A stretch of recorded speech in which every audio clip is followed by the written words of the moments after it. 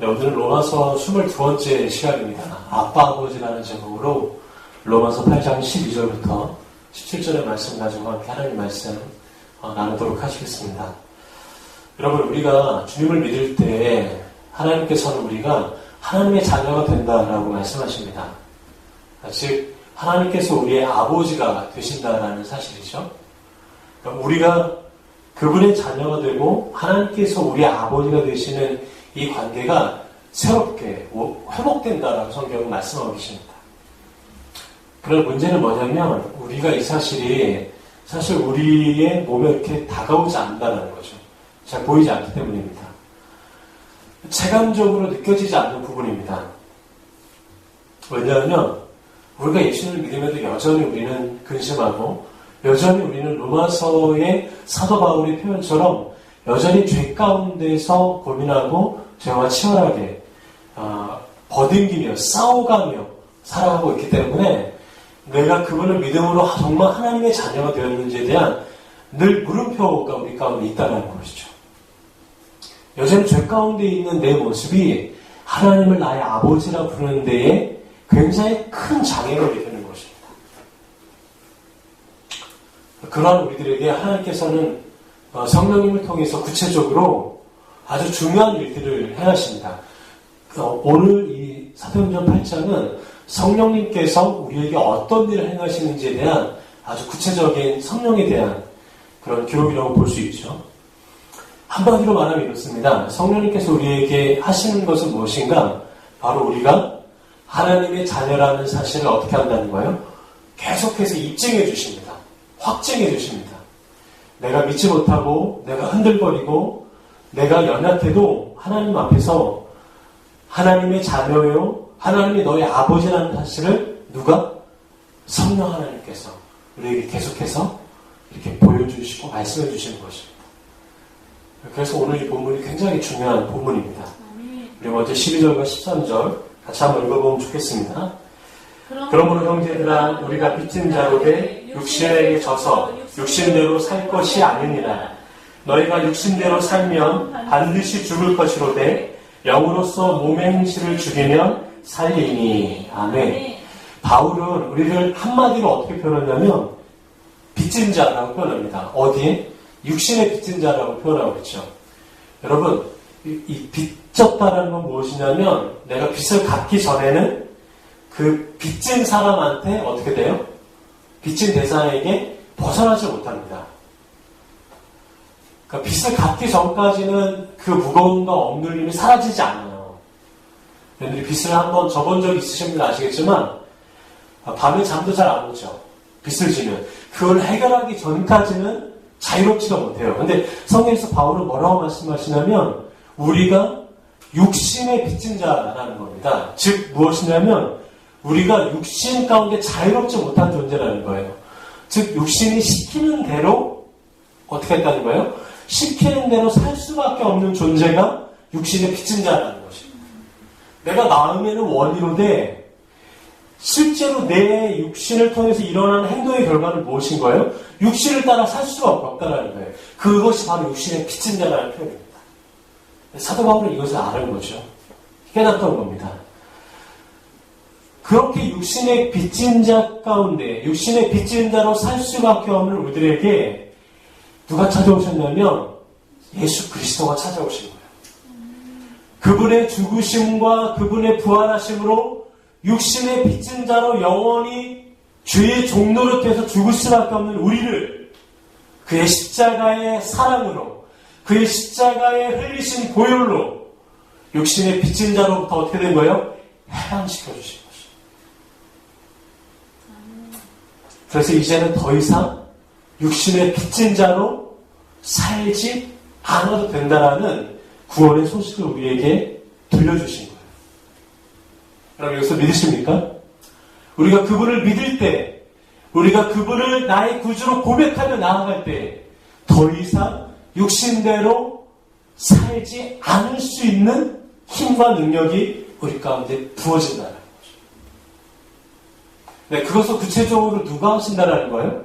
오늘 말씀에 의하면 성령님께서 그렇게 하신다는 거예요. 성령님은 우리를 육신의 빚진 자에서 해방시켜 주시는 일들을 계속해서 우리 삶 가운데 진행하고 계신다는 것입니다.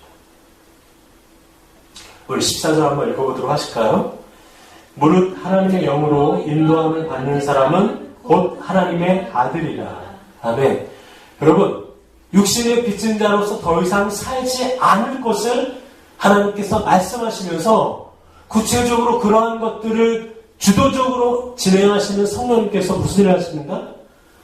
우리를 하나님의 자녀로 어떻게 하시는 거예요? 입증시키시고 인도해 나가신다는 거예요.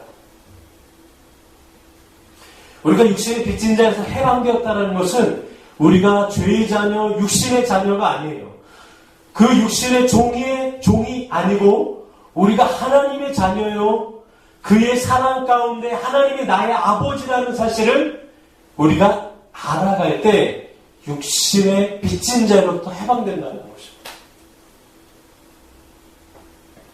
여러분, 예수를 믿음으로 그분의 자녀가 되는데 중요한 것은 그 자녀가 되는 그 일 있잖아요. 그 자녀임을 확증하는 그 과정 가운데 주도적인 키를 열쇠를 가지고 진행해 나가시는 분이 누구시라는 거예요? 바로 성령님이시라는 거예요. 여러분들 안에 계신 그 성령님께서 그러한 일들을 행하신다는 거예요. 자유케 하시고 하나님의 자녀라는 사실을 어떻게 하는 거예요? 계속해서 알게 하시는 거예요. 하나님의 사랑을 알게 하시는 분, 그분이 성령님이시죠. 우리 15절 말씀 같이 한번 읽어보도록 하겠습니다. 너희는 다시 무서워하는 종의 영을 받지 아니하고 양자의 영을 받았으므로 우리가 아빠 아버지라고 부르짖느니라. 아멘.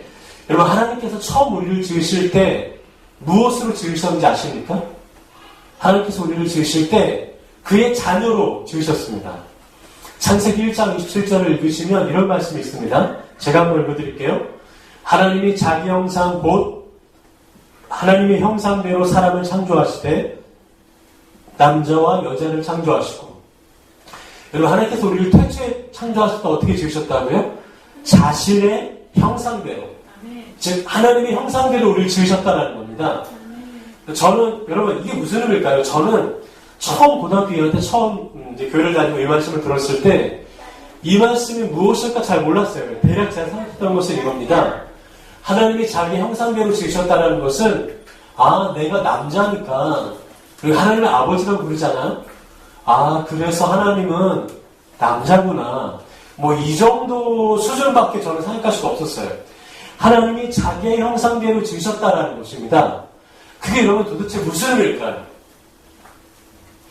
창세기 5장 3절을 보면 똑같은 말이 등장합니다. 제가 한번 읽어드릴게요. 아담은 130세에 자기의 모양, 곧 자기의 형상과 같은 아들을 낳아 이름을 셋이라 하고. 여러분, 아담이 자기의 자녀, 가인과 아벨 이후에 새로운 자녀인 셋을 낳은 기록입니다. 근데 여기도 놀라운 건 뭐냐면 하나님께서 우리를 처음에 지으셨을 때의 표현과 아담이 셋을 낳았을 때의 표현이 어때요? 똑같습니다.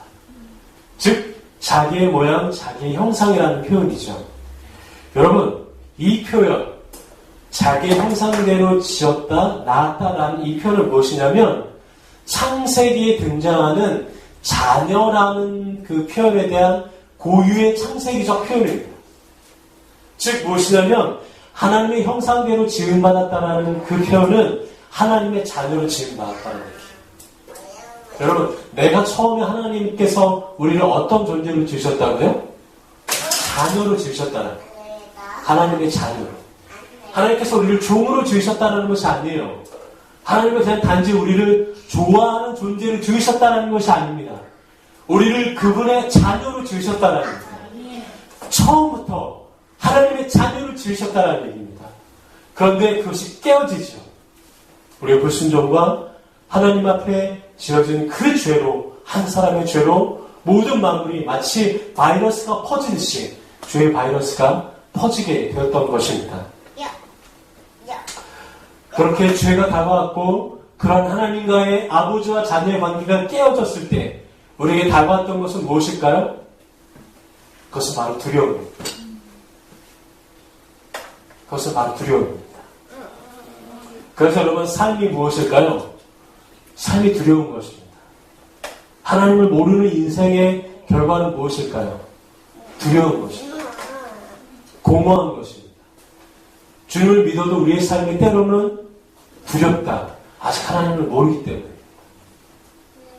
그러나 성령님께서 함께 하시고 우리 가운데 다가오는 것이 무엇이냐면 그 무서움이 사라지는 것입니다. 두려움이 사라지는 것입니다. 하나님 앞에서의 그런 연약함들이 내 힘과 능력이 아니라 성령님의 능력으로 두려움의 영이 떠나가는 것입니다. 그래서 하나님은 뭐라고 부르는 거예요? 다시 아버지라 부른다라는 것이죠. 생명이신 그 성령님 우리 안에 거하시면 두려움이 떠나게 됩니다. 모든 두려워하는 것들이 예수 그리스도 이름으로 떠나기를 소망하고 축복합니다. 그런 성령님께서 우리를 구체적으로 뭐라고 부르시는가? 아바 아버지라고 부르게 하신다는 것입니다. 여러분 성령님께서 우리 가운데 임하시면 하나님을 무엇이라고 고백합니까? 아바 아버지라 부를 수 있다는 것이죠. 아버지의 사랑을 경험하게 하십니다. 이것이 성령님께서 하시는 아주 중요한 일입니다. 여러분 아버지라는 존재가 무엇일까요? 아버지라는 존재는 생명을 공급하는 존재입니다. 그 아이를 태어나게 하는 궁극적인 존재인 거죠. 그래서 아버지는 생명인 것입니다. 자녀에게. 그리고 그 아버지는 어떤 존재일까요? 태어난 그 자녀를 자라게 하고 양육하게 하는 존재인 것입니다. 그래서 아버지라는 존재는 늘 자라게 하는 존재입니다. 그 아이가 자랄 수 있도록 많은 것들을 공급하는 존재인 거죠. 또한 아버지는 그 아이를 보호할 책임이 있는 것입니다. 어려운 가운데, 위기 가운데, 연약한 가운데 그 아이를 감싸 안아줄 바로 그런 존재인 것입니다. 여러분 하나님께서 그런 존재가 되어주신다는 것입니다. 하나님께서 그런 우리의 아버지가 되신다는 것이죠. 단순히 하나님과 어느 정도 알고 있는 정도가 아니라 하나님께서는 우리를 자녀로 부르신다는 것입니다. 오늘 본문에 보면 아빠 아버지라고 표현을 했습니다. 아람어로 말하면 아바 아버지라고 합니다. 아바 아버지. 아빠라고 합니다. 아빠. 아이가 아빠를 아버지를 향해서 아빠라고 부르는 그런 고백처럼 하나님을 아빠 아버지라고 부를 수 있는 존재가 바로 우리들이고 그러한 것을 성령님께서 계속해서 입증해 주시고 알게 해주신다는 것입니다.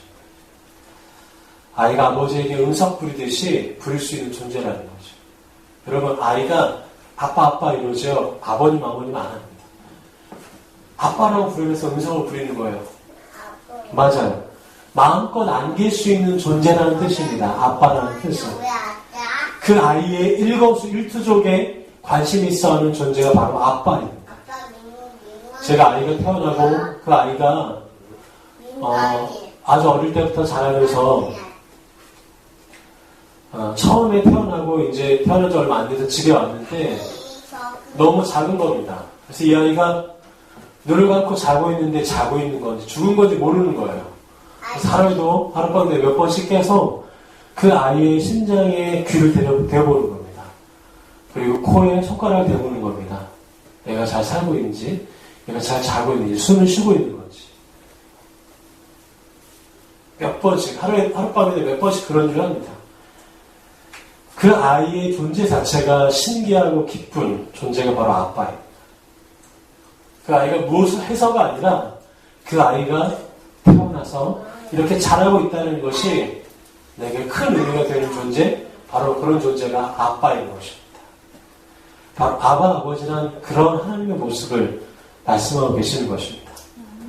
그런 하나님을 아바 아버지라고 알고 부르게 하시는 분이 바로 성령님이십니다. 우리 16절과 17절 같이 한번 읽어보면 좋겠습니다.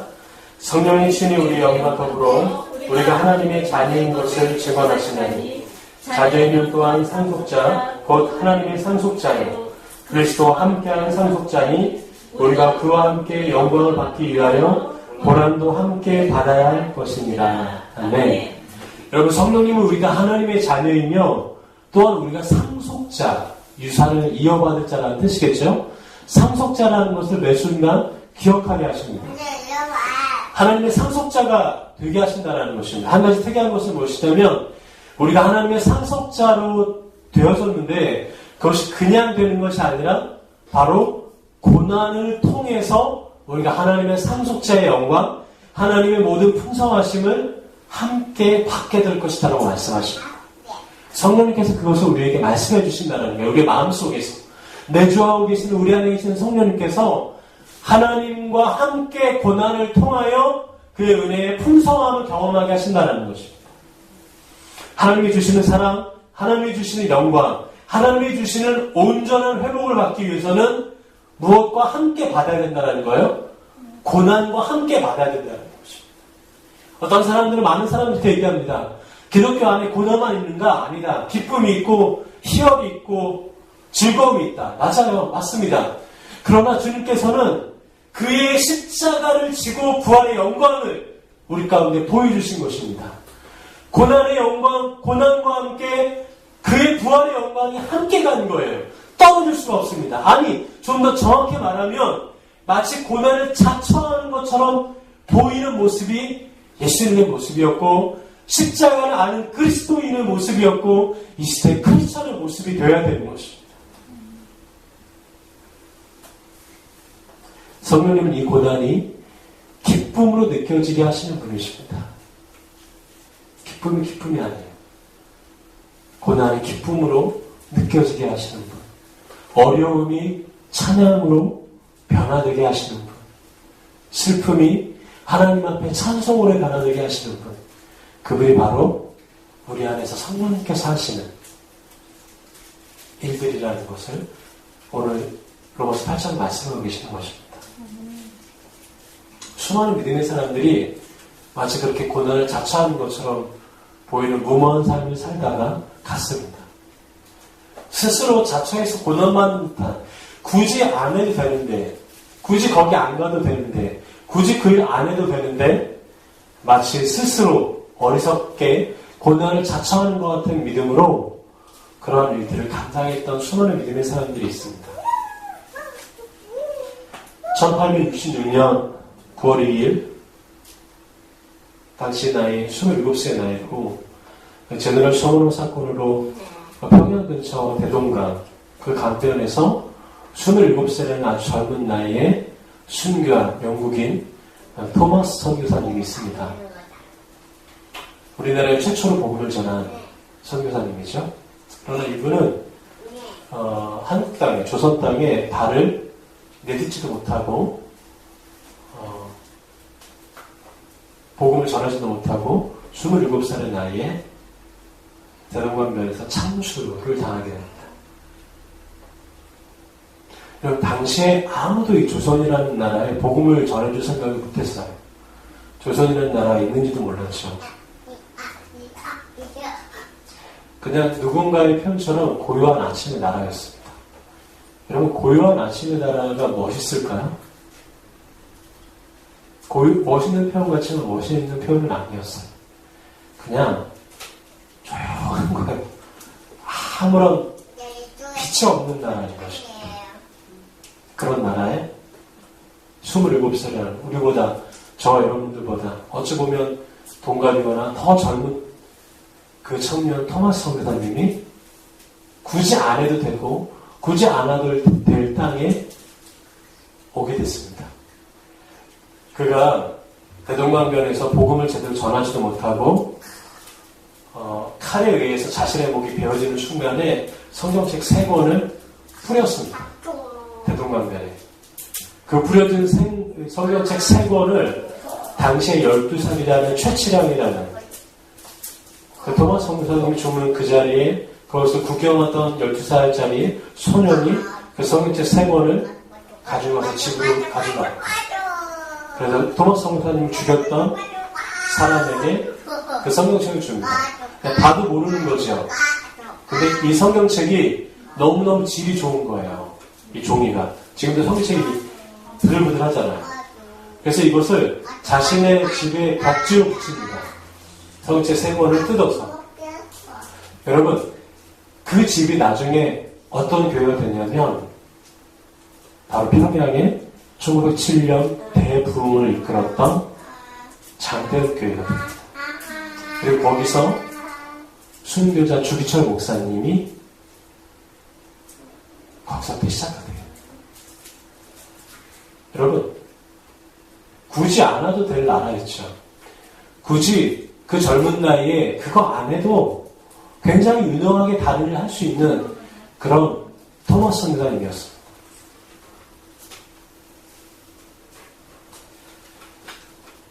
(1885년) 토마스 선교사님이 죽고 약 10년이 지난 이후에 한국인 최초의 공식적인 선교사님 두 분이 이 땅 가운데 인천창을 포함으로 들어오게 됩니다. 1885년 아펜젤러와 언더우드 선교사님이 들어옵니다. 이때 이들의 나이도 굉장히 젊은 나이입니다. 1887년 장로교회 언더우드 선교사는 바로 세문안 교회를 세우게 됐고, 감리교회 아펜젤러는 바로 지금 정동교에 있는 정동교회를 세우게 된 것입니다. 그리고 당시에 누구도 이 조선 땅에 가라고 명령했던 사람이 없어요. 그들 안에 굳이 안 해도 되는 그 어려움과 고난을 어떻게 하는 거예요? 기쁨으로 알고 들어온 겁니다. 누가 그렇게 하셨을까요? 성령님께서. 그 어려움이 기쁨으로 여기게 하신 거예요. 그 고난이 하나님께 드려지는 헌신으로 느껴지게 한 거예요. 그래서 그들의 젊은 날을 이 나라 이 땅을 위해서, 복음을 위해서 던졌기 때문에 오늘 우리가 이렇게 주님을 믿고 따를 수 있는 것입니다. 여러분, 하나님을 위해서는 어려움도 괜찮은 거예요. 주님을 위해서는 때로는 고난도 괜찮은 거예요. 그렇게 느껴지게 하고 그렇게 살게 하시는 분이 누구신가? 내 힘이에요? 아니에요. 내 힘으로는 못해요. 그분이 바로 성령님이시라는 겁니다. 그때 우리는 하나님의 사랑을 경험하고 하나님을 나의 아버지로 부르게 돼요. 그럼 주님을 위해서 일하게 돼요. 이전에는 주님이 나를 위해서 일해 주셔야 되는데 이제는 하나님을 아버지라고 부르게 되고 그분의 사랑을 더 알게 되면 이제는 뒤집어져요. 내가 하나님을 위해서 뭔가 막 하고 싶은 마음이 드는 거예요. 그것이 진정한 은혜입니다. 그것이 진정한 믿음입니다. 여러분, 성령님께서 우리를 통해서 하나님을 위해서 무엇인가를 꿈꾸게 하시고 계획하게 하시고 일하게 하시고 움직이게 하시는 그러한 은혜가 저는 저희 가운데 있었으면 좋겠습니다. 여러분, 주님을 아버지라 부르는 일들이 있었으면 좋겠습니다. 그 어떤 순간에서도 아빠라 부를 수 있는 믿음의 일들이 오늘 저 여러분 가운데 새롭게 일어났으면 좋겠습니다. 그리고 그분을 위해서 살아가도록 만들어 가시는 성령님의 그 충만하신 은혜가 오늘 저 여러분 가운데 있기를 소망하고 축복합니다. 잠시 함께 좀 기도하면 좋겠습니다.